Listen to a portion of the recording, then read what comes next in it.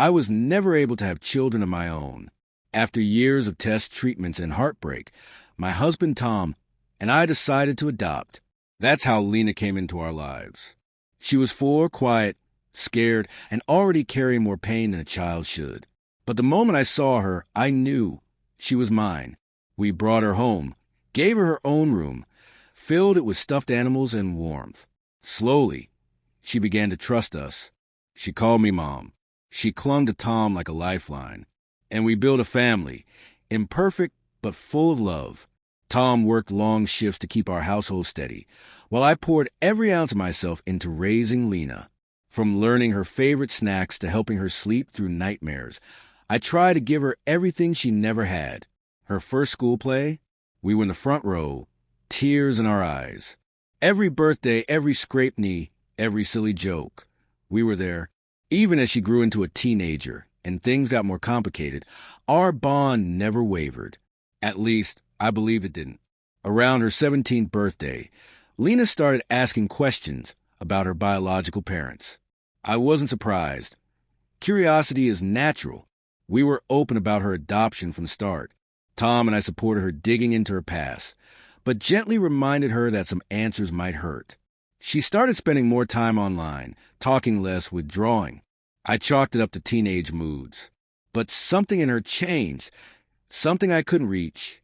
I wish I'd known then what was coming. I wish I'd asked harder questions.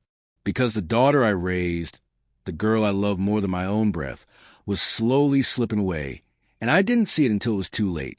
Lena found her birth mother through Facebook. Her name was Claire. She was polished, wealthy, and lived only a few hours away. Lena didn't tell us at first. She met Claire behind our backs, told us she was staying at a friend's or at the library. When she finally came clean, it wasn't with excitement. It was with defiance. She said she had a right to know where she came from, that Claire wanted to get to know her, and had missed her every day since giving her up. I tried to stay calm, to be understanding. Tom didn't say much. He just looked tired, hurt.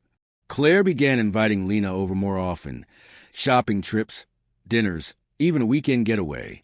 Lena came back with designer clothes, a new phone, and a different attitude. She stopped asking for our advice. She rolled her eyes when Tom reminded her about her curfew. She wasn't our little girl anymore. She was becoming someone else's. Then came the blow we never saw coming. A week before college, Lena told us she was moving in with Claire. Permanently. She said Claire could offer her more, help her travel, pay for her education. We were stunned. She packed without emotion, didn't look back as she walked out. Tom begged her to stay, said we'd support her no matter what. But she was already gone in every way that mattered. The house felt empty. Tom hardly slept. He sat in her room some nights, staring at the walls. I tried to keep it together, but I was drowning inside. We'd given everything to her. Not for gratitude, not for reward, but out of love. And it meant nothing in the end. She chose blood over bond, and left us behind like we were never enough. Tom's health declined faster than anyone expected. The stress, the heartbreak, it ate at him. He never said it out loud, but I knew he felt abandoned. He used to ask if Lena had called. Every time the phone rang, he looked up with hope, and every time it wasn't her.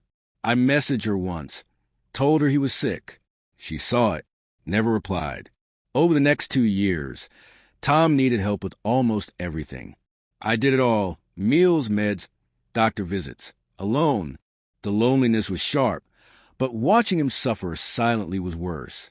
On his last night, he whispered her name before falling asleep. He never woke up. My heart shattered. She had every chance to come back. She didn't. I didn't invite her to the funeral. I didn't think she'd care. But she came anyway. Late, wearing designer black, makeup perfectly done. Claire stood beside her, holding her purse like some sick show of support. Lena cried as if she had been there, as if she had held his hand during those final months. I didn't buy it. People stared, whispering. I felt eyes on me, waiting for my reaction. I walked up to her, asked her quietly but firmly to leave. She looked shocked, almost offended. Claire tried to say something, but I didn't let her speak. That funeral was for those who stayed. For those who showed up when it mattered, not for someone who vanished when it hurt the most. She left finally. I stood there, next to his casket, and felt this coldness settle in my chest. Not from grief. I've been grieving for 2 years already. But from the truth. Sometimes love isn't enough to keep someone close. Sometimes, no matter what you give, they'll still choose to walk away. After the funeral, Lena texted me. One line. I'm sorry. I didn't know it would hurt this much. I didn't respond. A week later, she called. I let it ring. Then came a long email.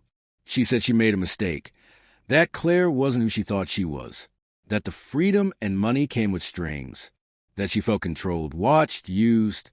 She wanted to come back home. I stared at the screen for a long time. Part of me wanted to scream. Another part just felt empty. She'd left when we needed her. She didn't visit once while Tom was dying. And now that the glamorous life had cracks, she remembered the parents who held her hand through nightmares. Claire sent a message too. A carefully worded apology, full of excuses. Said Lena was young, confused, caught between two worlds. Said I should be the bigger person. I deleted it without replying. Bigger person or not, I lived through 2 years of watching my husband wait for a daughter who never showed. Lena kept trying. She asked to visit, to talk, to explain. I told her I needed time. That love doesn't erase betrayal. That showing up after it's all over doesn't fix what was broken. I wasn't cruel. I was honest. I didn't slam the door shut. But I didn't swing it wide open either. Now I sit with this choice.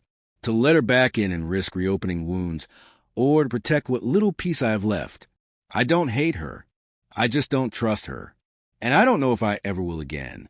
Would I be wrong to keep my distance? To say some doors, once closed, shouldn't be open again? Or is that just grief talking, not wisdom?